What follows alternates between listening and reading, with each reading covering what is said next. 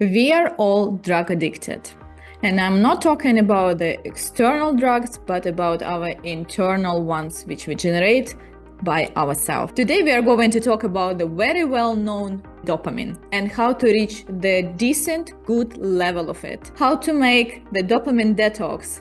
Does it work at all? And how to reach the perfect equilibrium of dopamine in your body to make your life great again. Hello, this is Victoria. Welcome back to Psychology and Business. I empower business leaders to transform mindsets and behaviors to achieve their goals. Today, we are talking about dopamine. An important note to begin with, I have a master's degree in psychology, and therefore today I'm going to talk about psychological aspects of dopamine. Not medical aspects, but psychological ones. In today's video, we are going to cover what dopamine is and why we need it.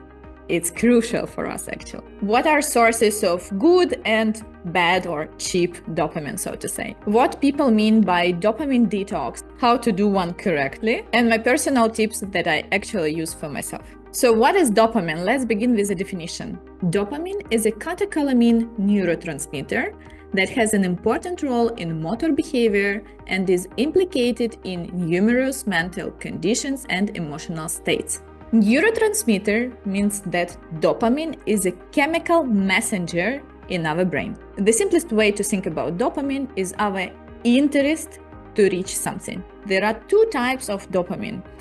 Healthy one, which was initially historically and evolutionary inside us. We eat because we have dopamine to do it. We live, we move. Actually, it's very much connected to movement in the body. Yeah. So if we make physical activity, this is dopamine by itself in a good way. If you want to learn a new skill or make something with a focused time and doing any other activities which actually motivates you, but in a good way. So creative activity, singing, dancing, doing actually anything in real life. What does it mean, cheap dopamine? Cheap dopamine means that we also make an effort, but it's super simple and primitive, and gratification, so the reward is very fast and big. For example, simple and stupid scrolling on social media, watching new episodes without any purpose, junk food or snacking, gambling apps or loot boxing in games. You receive a lot of stimulation, a lot of pictures, maybe funny videos, and this is haha, but you actually didn't spend any effort on that, but you receive the reward. This keep your brain focusing on quick hits, reducing your tolerance for slower rewards. So take a look. Instead of standing up and running to hunt for that rabbit or any other animal, or to find those berries to feed the family, you would need to apply a lot of energy, to get it and to finally have the reward. I have food for the family or for myself to survive. Yeah. Instead of that, you make a super small action of scrolling, for example, and you have the reward immediately. So the whole system is now functioning in a wrong way, so to say. So now let's dive into what is dopamine detox in our today's discussion. Dopamine detox means intentionally reducing high-intensity, quick rewards, like social media, video games, porn, or constant streaming, so that you can rebalance your attention and focus on slower, more meaningful activities. Reduce cravings for instant gratification, become more productive and calm. So once again, we don't want to remove dopamine. It's absolutely impossible. The person would be sick if the amount of dopamine is low in the body. So we don't want it. What we want to do is to remove overstimulation of the world to the person to be able to focus on something meaningful. I can give you a good example of dopamine detox, which I had by myself when I attended the Tony Robbins event. UPW, Unleash Your Power Within.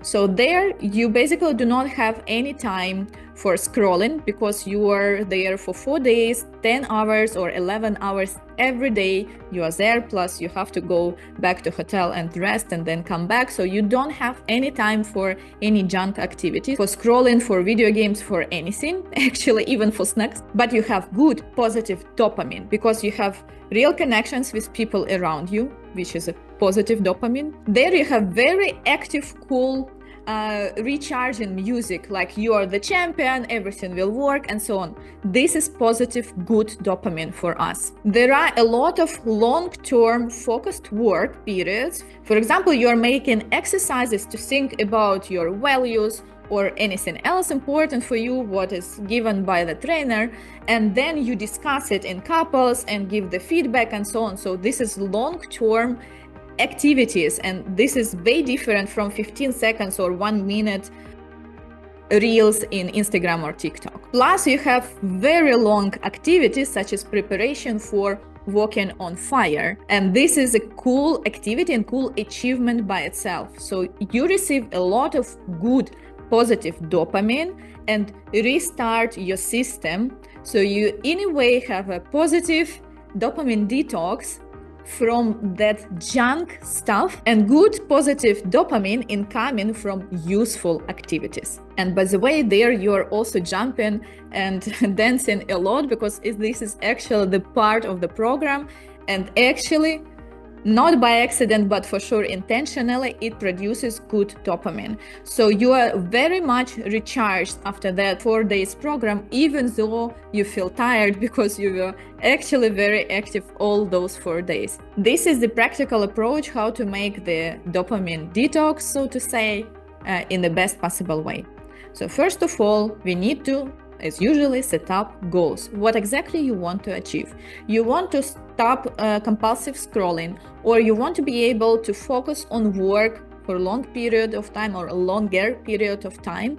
You want to stop multitasking, watching a video and scrolling Instagram or buying something on Amazon in parallel, or what exactly you want to achieve. Next point is to start small but specific.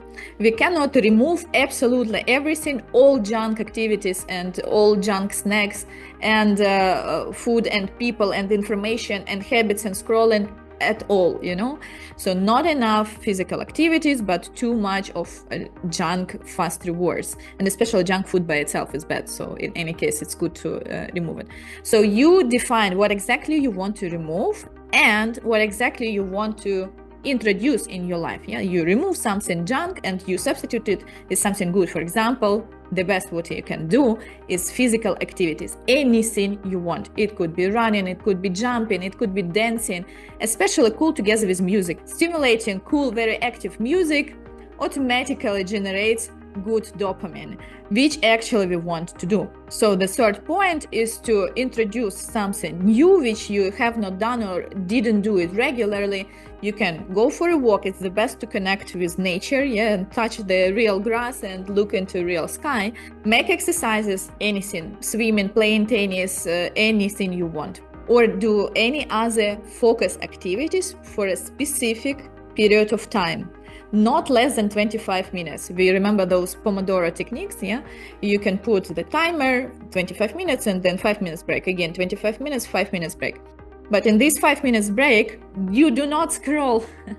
You maybe walk around or jump or listen for a song, and then you continue, Also, it's good to connect with real people. So with friends, not online, not just texting with kind of not a live creature, but just imagination that it is there, but with a real 3D human being, with your friend. And you can make those activities, for example, running or jumping or dancing or anything you want to make, playing tennis, football, anything, together with friends. That is super great for our dopamine and for mental health, for everything. It's a good combination. Some coaches propose to still have this reward time, for example, scrolling or watching reels or anything you would call junk actions and bad habits, and have this reward.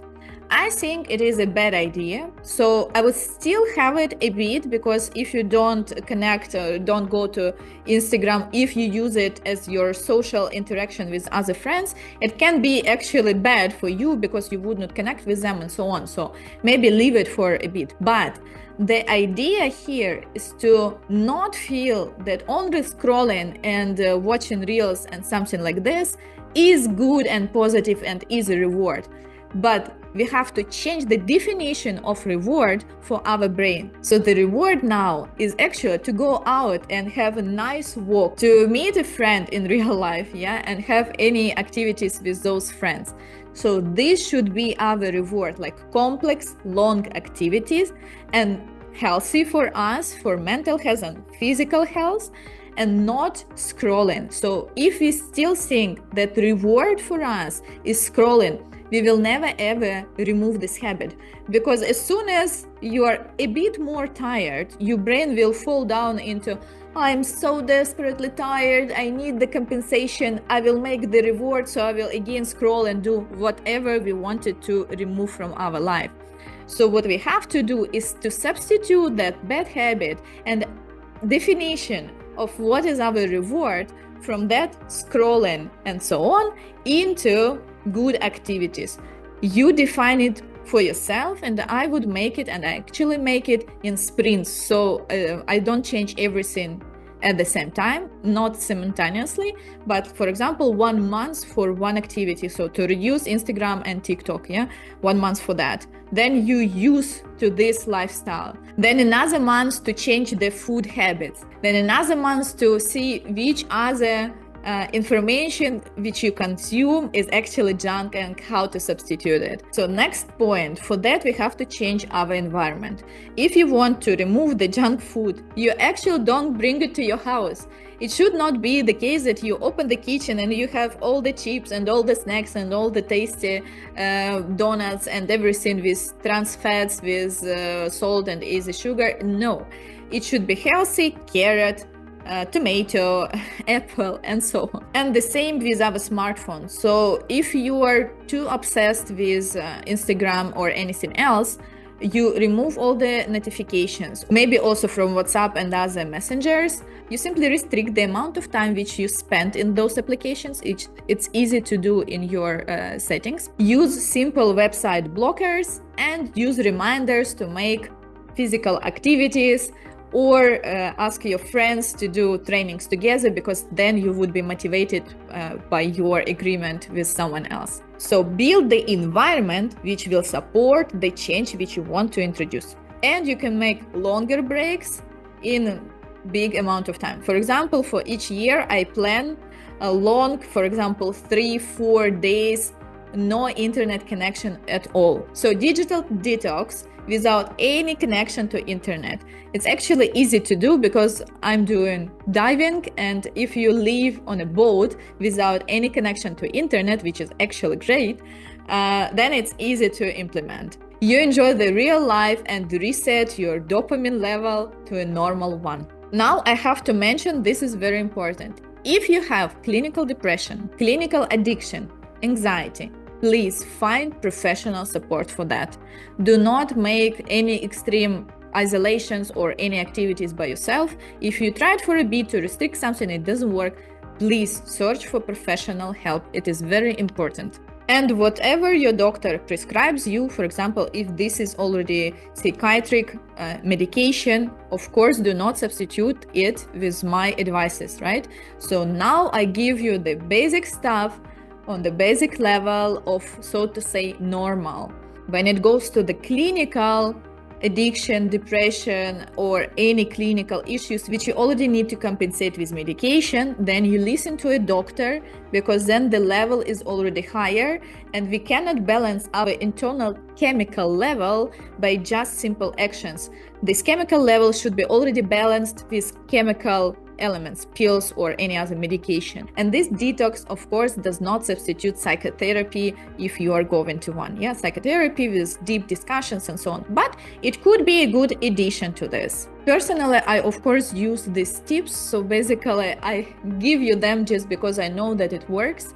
So I already mentioned that I make long term, so several days, no digital activities at all. I'm recommending it very much, but this is in a long-term perspective. On daily basis, I have restrictions in my iPhone. For social media, it's only half an hour maximum for all together, all the applications. And there is reminder 5 minutes before, so I stop it immediately.